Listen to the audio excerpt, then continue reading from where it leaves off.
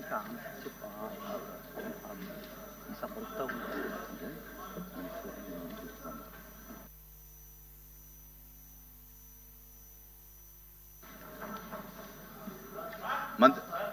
మీరు అడిగేదానికి మరొకసారి మంత్రి గారు మరొకసారి చెప్తున్నారు. దయచేసి వినండి.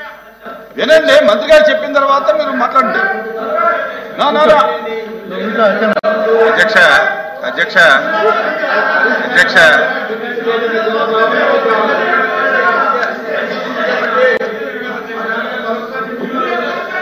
అధ్యక్ష నేను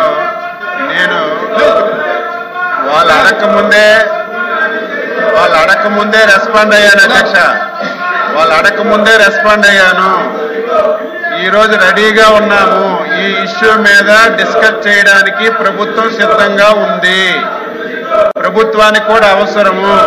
యూరియా గాని వ్యవసాయ ఉత్పత్తుల మీద గాని ప్రభుత్వం ఏ నిర్ణయాలు తీసుకుంది, ఏ విధంగా ఈ రాష్ట్రంలో రైతులకు ఆదుకుందనే విషయం చెల్లవలసినటువంటి అవసరం ఉంది. కాబట్టి మీకు ముందుగా చెప్పాను అధ్యక్ష, మీరు ఎప్పుడు సమయం ఇస్తప్పుడు చర్చించడానికి డిస్కస్ చేయడానికి ప్రభుత్వం సిద్ధంగా ఉందని మీ ద్వారా సభ్యులకు తెలియజేస్తున్నాను.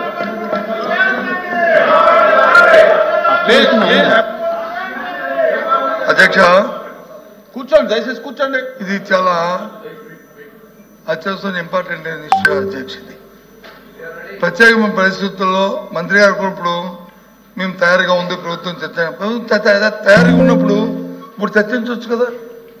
బిజినెస్ అంతా పోస్ట్పోన్ చేసి ఈరోజు మీద చర్చించమని అధ్యక్ష.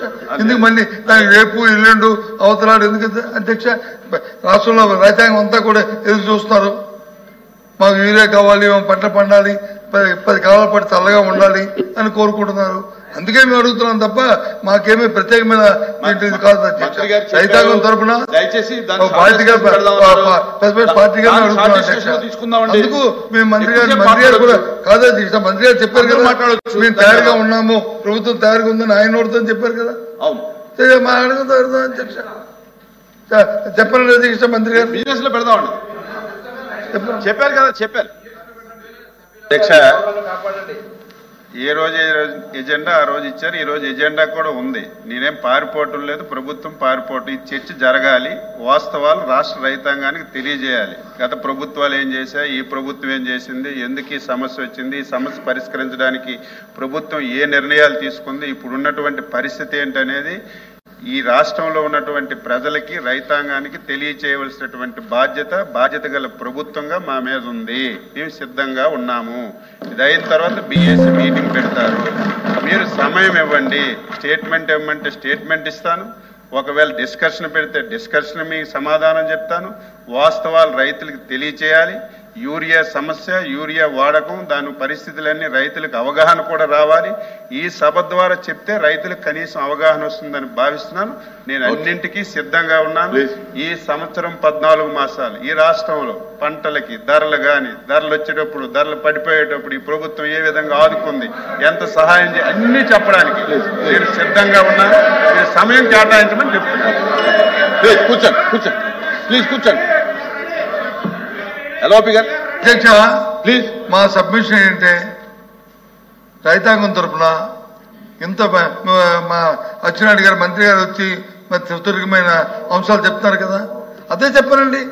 చర్చలో అదే చెప్పనండి. మరి ఇంకెందుకు చర్చలో చెప్పనండి. మళ్ళీ రేపు వరకు ఎందుకు వాయిదా దేనికి? వాయిదా అవసరం ఏంటి? బిఎస్సీలో తీసుకుందాం నిర్ణయం. మీరు అడిగిన దానికి మంత్రి గారు కూడా ఒప్పుకున్నారు కనుక. ఎందుకంటే రైతాంగం ఎంతో అత్యవసరమైన సమస్య అధ్యక్ష. ఇది రైతులంతా ఇబ్బంది పడుతున్నారు అధ్యక్ష. బయటని మాకేమీ వ్యక్తిగతమైన అంశం కాదు అధ్యక్ష. ఇది రాజకీయ ఉద్దేశం కాదు అధ్యక్ష. గత 5 సంవత్సరాలు నేను చెప్పాను కదా. గత 5 సంవత్సరాలు ఎక్కడనే ధర్నాలు జరిగాయి అధ్యక్ష. 5 సంవత్సరాలు ఎక్కడ క్యూలు ఉన్నాయి అధ్యక్ష. 5 సంవత్సరాలు పోలీసు జులుము వచ్చిందా అధ్యక్ష? ఎందుకు వచ్చినప్పుడు ప్రభుత్వం వైఫల్యం పెడదాం. మీరు ఏది కావాలంటే అది పెడదాం. ఉమారెడ్డి గారు ప్లీజ్. ఉమారెడ్డి గారు మా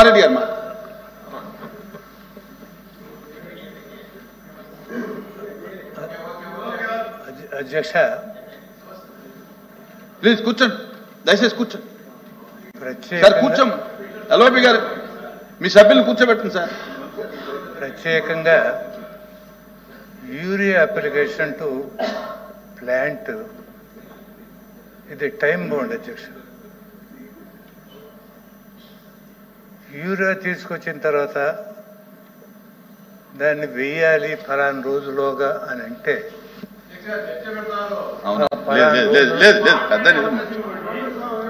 రేపు మీరు చెప్పేదంతా రేపు డిస్కషన్ చెప్దాం. మీరు రేపు డిస్కషన్ చెప్దాం.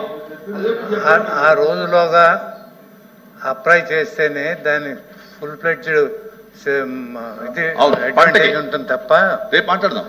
అది నిదానంగా మేము సప్లై చేస్తాము తర్వాత రేపు మాట్లాడదాం దాని మీద అనే దానికి కూర్చోండి సార్. రైతులు ఆందోళన చేస్తున్నారంటే గతంలో దీని మీద డిస్కషన్ వద్దు, రేపు మాట్లాడదాం. ఇంత భారీగా రైతులు యూరియా దగ్గర డిమాండ్ చేయడం అనేది గతంలో ఎప్పుడు లేదు సార్. ఇవాళ ఎందుకంటే ఏరియా పెరిగింది సార్.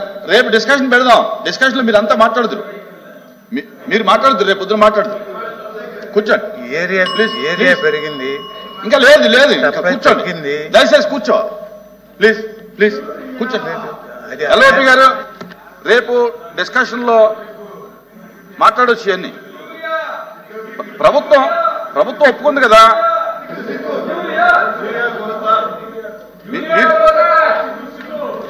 మీకు ఏ ఫార్మాట్ లో కావాలో, షార్ట్ డిస్కషన్ కావాలా, స్టేట్మెంట్ కావాలా ఏంటనేది ప్రభుత్వం సిద్ధంగా చెప్పారు. చర్చ జరగాలి సార్. చర్చ ఓకే, స్టేట్మెంట్ చెప్తున్నారు కదా. రేపు ఏ రోజు అనేది రేపు మీరు చెప్పండి, దాన్ని బట్టి చేద్దాం. ఓకే కూర్చోండి ప్లీజ్ కూర్చోండి. మీ సప్లిమెంటరీ అయిందా మీది? ఓకే. నెక్స్ట్ ఎవరు ఉన్నారు సప్లిమెంటరీ? మంత్రి గారు సమాధానం. ధన్యవాదాలు అధ్యక్ష. ముందుగా మొట్టమొదటిసారిగా శాసన మండలికి వచ్చి మొట్టమొదటి ప్రశ్న అడిగిన గ్రీష్మ గారిని అభినందిస్తున్నాను. అది కూడా ఆరోగ్యం మీద, ప్రజా ఆరోగ్యం మీద వారికి ఉన్న చిత్తశుద్ధి తెలియజేస్తుంది అధ్యక్ష. గతంలో కొత్తగా ఇప్పుడు ఒక 100 PSCలు మంజూరు చేయడం జరిగింది అధ్యక్ష. గతంలో 2021 సంవత్సరంలో, తర్వాత 22 సంవత్సరంలో కూడా వీటిని జీవోలు ఇచ్చారు, అడ్మినిస్ట్రేటివ్ శాంక్షన్ ఇచ్చారు. చేయాలి చెల్లికి పెళ్లి మళ్ళీ అన్న చందంగా. కానీ నిధులు మాత్రం మంజూరు చేయలేదు అధ్యక్ష. కూటమి ప్రభుత్వం చంద్రబాబు నాయుడు గారి నాయకత్వంలో ఈ 100 PSCలు 88 కొత్త PSCలకి 12 డిలాపిడేట్ స్టేట్ లో ఉంటున్న PSCల భవన నిర్మాణం కోసం కేంద్ర ప్రభుత్వం సహకారంతో 15th ఫైనాన్స్ కమిషన్ కింద, అదేవిధంగా ప్రధానమంత్రి Ayushman Bharat health infrastructure machine కింద 194 కోట్లు మంజూరు చేయడం జరిగింది అధ్యక్ష. దీంట్లో భాగంగా 46 PSCలని R&B, అదేవిధంగా 56 PSCలని APMICDC కూడా నిర్మిస్తున్నాయి అధ్యక్ష. అదేవిధంగా కొన్ని చాలా ఖాళీలు ఉన్నాయి అధ్యక్ష. వాటిని ఖాళీలు పూరించడం జరిగింది. అయినప్పటికీ కూడా కొన్ని ఖాళీలు PSCల్లో ఉన్నాయి. వాటిని కూడా పూరించే దిశగా ప్రయత్నాలు చేస్తున్నాం. వివిధ విభాగాల్లో ఇప్పటికీ 2600 ఉద్యోగాల నియామకాలను కూడా చేపట్టడం జరిగింది. అదేవిధంగా 62 ల్యాబ్ టెస్ట్లని, 172 మందుల్ని కూడా ఎటువంటి ఆటంకం, అంతరాయం లేకుండా సమృద్ధిగా ఉంచి సరఫరా చేసే ప్రయత్నం చేస్తున్నాం అధ్యక్ష. అదేవిధంగా మందులు, ఇతరత్ర సర్జికల్స్ కి, కన్జ్యూమబుల్స్ కి ఏటా ఒక్కొక్క PSCలో 11,71,560 రూపాయలు కూడా ఖర్చు చేయడం జరుగుతుంది. ప్రజా ఆరోగ్య సంరక్షణ ప్రాథమిక బాధ్యతగా కూటమి ప్రభుత్వం చేపట్టింది అధ్యక్ష. అందుకని కింద విలేజ్ హెల్త్ క్లినిక్ల దగ్గర